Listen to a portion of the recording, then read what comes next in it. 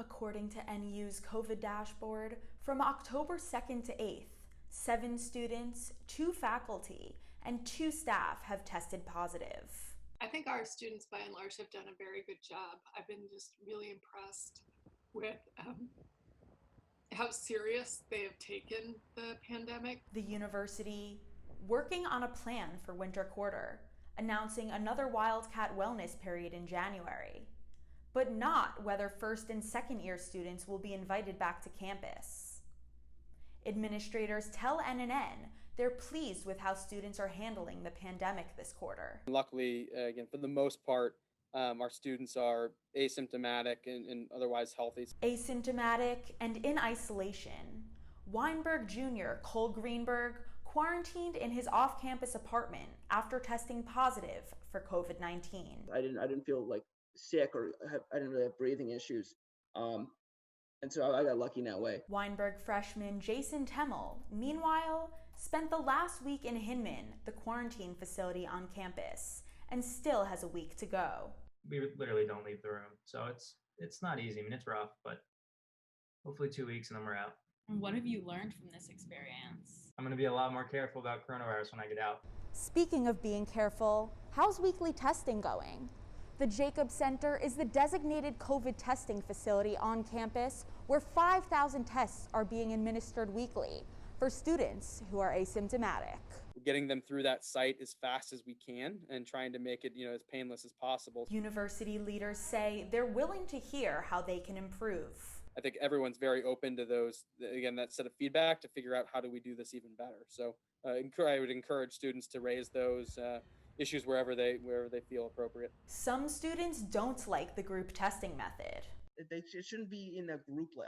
I get it's easier for them, but it just feels unsafe. But administrators do feel confident in the accuracy of these tests. We're seeing from a lab result perspective, the samples are all coming back clean. We're seeing very, very low percentages of the kind of inconclusive test results. So I think that means that people are figuring it out and it's working. Students and administrators working together to fight the spread of the virus. Lindsay Tanney, Northwestern News Network. Everyone's mental health is different. But in this pandemic, it's hard to stay positive. If you feel the weight of the pandemic mentally and emotionally, you're not alone. Kids and parents around the world are adjusting to a new reality. Last year, the CDC reported that 1 in 10 Americans have symptoms of anxiety and depression. That number now, 1 in 3. 1 in 3 Americans express anxiety and depression. Data is very convincing that the rates of depression and anxiety have been skyrocketing in the last 7 to 8 months. COVID-19 has left millions hopeless, but you're not alone in this. Kaiser Family Foundation took a mid-July poll that showed 53% of adults in the U.S. have been negatively impacted by the coronavirus. That number is up from 32% in mid-March. So what does this mean for people? In general, people have depressed mood, loss of interest, avoiding activities that give them pleasure and enjoyment, a lot of fear. So what can we do to improve our mental health? I like to knit because it calms me down. I walk at least 20,000 steps a day. 1 week this summer, I walked 205,000 steps. That's why I'm so nervous about the winter. I buy stuff like little knickknacks to put in my desk, just to make my room look prettier. Now that I don't have to commute to work, I'm able to sleep a little bit longer in the morning. I'm an open water swimmer, and so I swim in the lake every morning with a group of swimmers, and it's very easy to socially distance while being in the water. By playing with my dog.